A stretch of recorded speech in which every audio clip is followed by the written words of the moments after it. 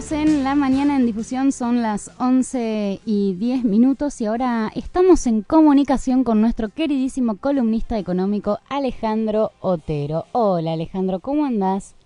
¿Qué tal, Gaby? Buen día, ¿cómo están ustedes? Bien, contentos porque la economía florece, ¿no? Va todo fantástico en este hermoso mundo que tenemos, en este país creciente, todo funciona bien, ¿no es así?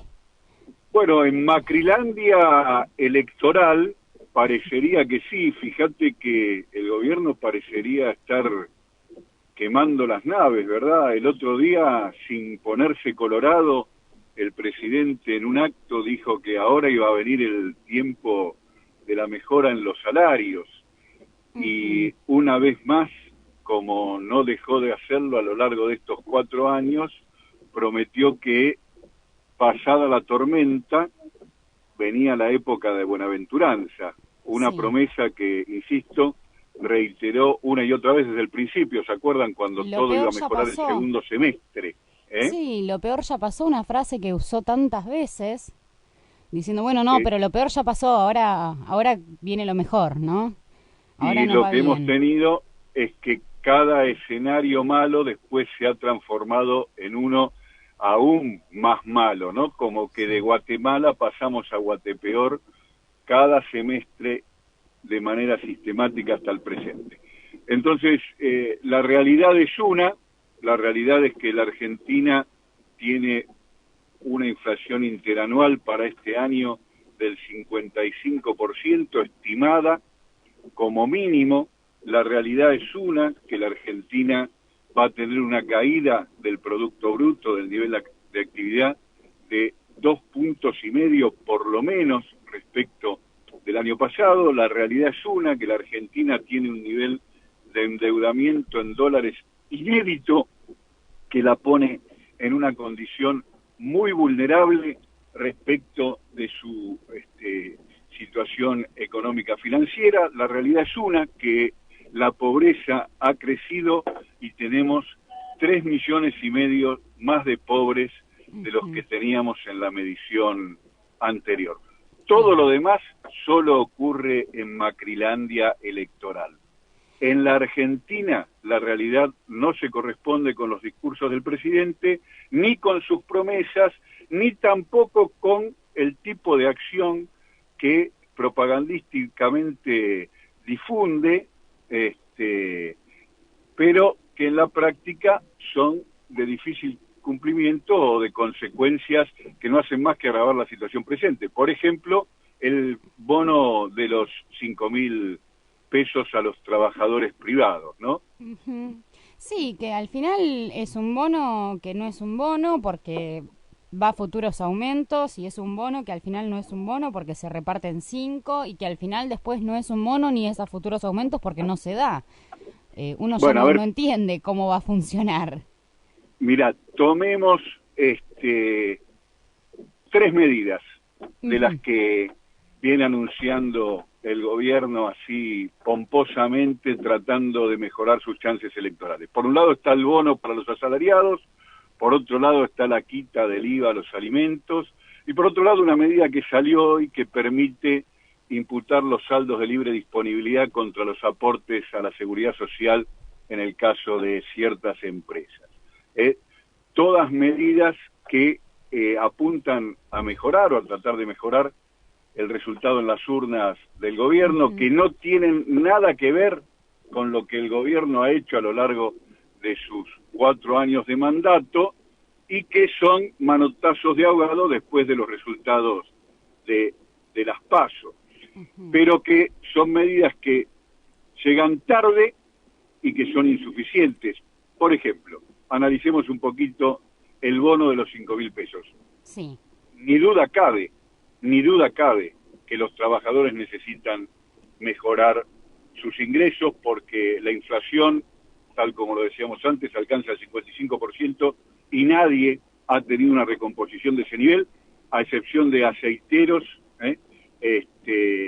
Que logró algo parecido, y los bancarios, el resto de los trabajadores, se encuentran todavía por ver cuál va a ser el nivel de recomposición, y la mayoría se encuentra muy lejos de lograr ese tipo de compensación.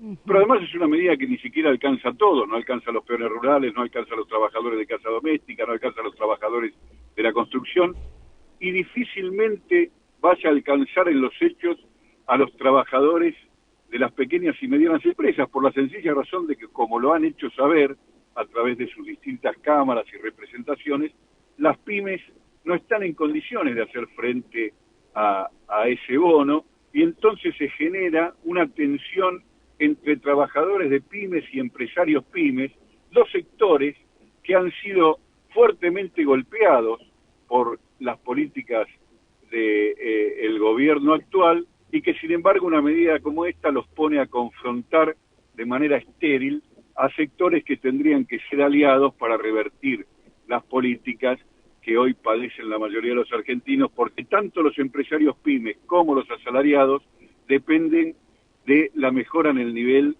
de actividad económica y la expansión de la capacidad de consumo. Cualquier otra política va en contra de sus intereses. Entonces, este bono de, insisto, llegada tardía y dudosa eficacia, termina resultando más un problema que una solución.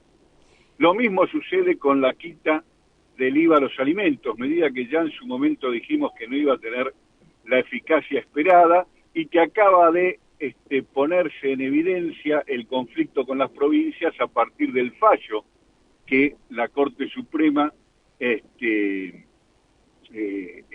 acaba de hacer público, en donde le da la razón a las provincias por la afectación que tiene esta medida sobre la masa coparticipable. Recordemos que tanto la quita del IVA sobre los alimentos como el incremento del mínimo no imponible en el impuesto a las ganancias afecta la recaudación de las provincias, porque la recaudación de IVA y la recaudación de ganancias que hace el Estado Nacional a través de la AFIP termina dividiéndose entre el Estado Nacional y el conjunto de las provincias. Es decir, que si se disminuye la recaudación de esos gravámenes, no solo se perjudica al gobierno nacional, sino también el conjunto de las provincias.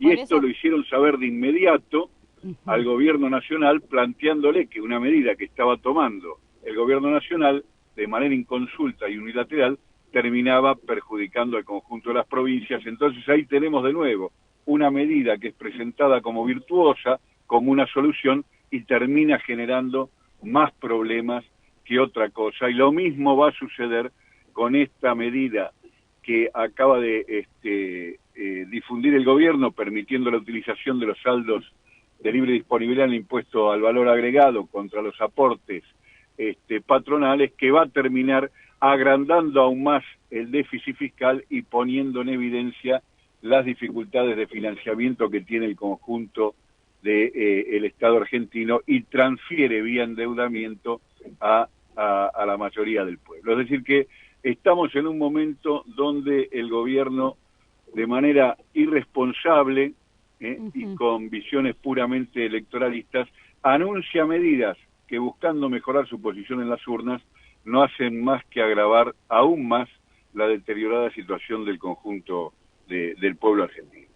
Exacto, y además encima hay como una cuestión, yo diría hasta no voy a decir vagancia, pero diría, tiene como una cuestión de negligencia, que el gobierno nacional le terminó pidiendo a la Corte Suprema de Justicia que hable con los gobernadores por el tema de los gravámenes al IVA, por ejemplo, y a ganancias. O sea, ni siquiera se encargó de gestionarse directamente desde el gobierno nacional en su momento. No lo hicieron después y ahora encima se lo piden a la Corte.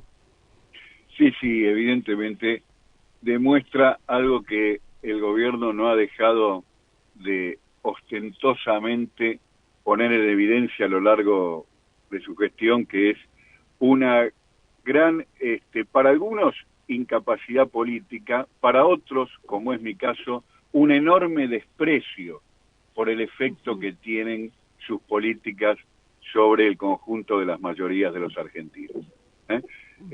Algunos podrán pensar, insisto, que se trata de impericia, otros pensamos que se trata de desprecio, que no son errores, sino que son efectos buscados en favor de los beneficios de una minoría, y esa es la razón que explica las políticas del gobierno. No se trata de imprudencia, no se trata de incapacidad, se trata de generar mejoras a un conjunto muy reducido de empresas concentradas en desmedro de las mayorías populares del país. Uh-huh. O sea que básicamente siguen por el mismo rumbo. Hace un rato anunciaban un plus a los jubilados. Yo no sé si se puede llamar a 900 pesos para los jubilados un plus, porque ahora la jubilación mínima va a estar en los 13.300, calculo, según lo que estaban diciendo, con este plus, entre comillas, cuando la canasta básica está en 33.000. O sea, ¿cómo se puede llamar un plus a algo que ni siquiera alcanza a cubrir la mitad de la canasta básica? No alcanza a cubrir la mitad de la canasta básica y está al borde de los ingresos que marcan el pasaje a la indigencia. Insisto, estas medidas absolutamente tardías no tienen ningún otro efecto práctico que el que puedan tener en materia electoral. Desde el punto de vista económico-social no resuelven ninguno de los severos problemas que este mismo gobierno ha generado con sus políticas a lo largo de estos años. La buena noticia, la única buena noticia que conviene resaltar en un día como hoy, en este contexto, es que el 27 de octubre hay elecciones, Gaby. Me parece que esa es la única buena noticia, la nota de esperanza que nos queda a los argentinos frente, insisto, a un conjunto de medidas que no desentonan con lo que ha hecho este gobierno y que sin resolver nada terminan agravando la trágica situación en la que hoy nos encontramos. Uh-huh. Perfecto, entonces, con la vista puesta en el horizonte del 27 de octubre, vamos a pasar o a tratar de sobrevivir, digamos, estas semanas que nos quedan hasta las elecciones, y de ahí el proceso hasta un cambio de gobierno y de ahí hasta una estabilidad, ¿no? El proceso duro que va a ser poder llegar a una economía creciente.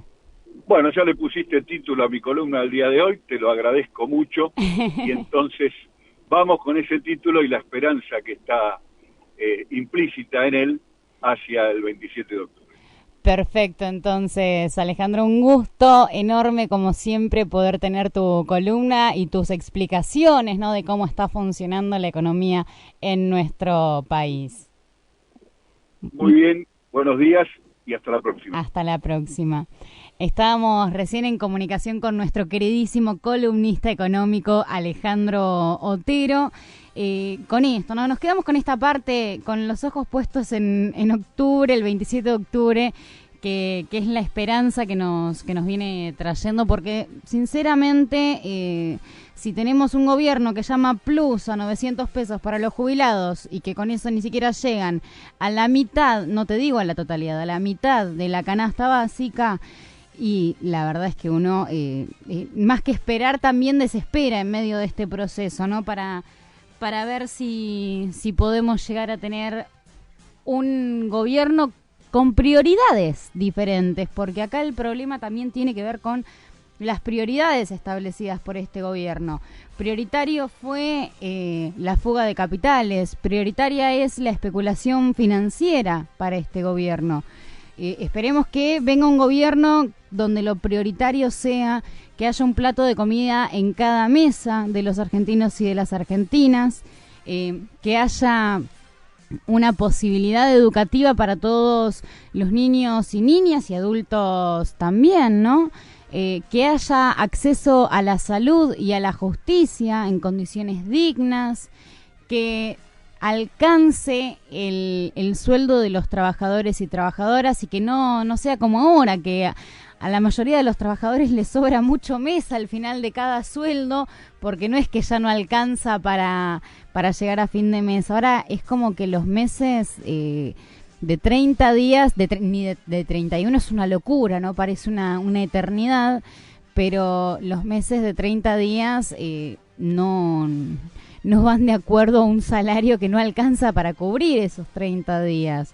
Así que esperemos que se dé una transformación con un gobierno que piense o que cambie las prioridades.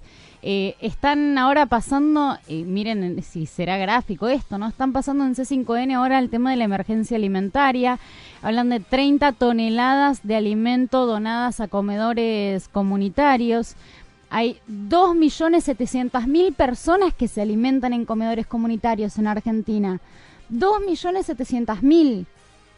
Es un número, a ver, de los 40 millones de argentinos, hay algunos que ni siquiera pueden llegar a comer en sus casas. Y yo diría que el número es mucho más grande, incluso, ¿no?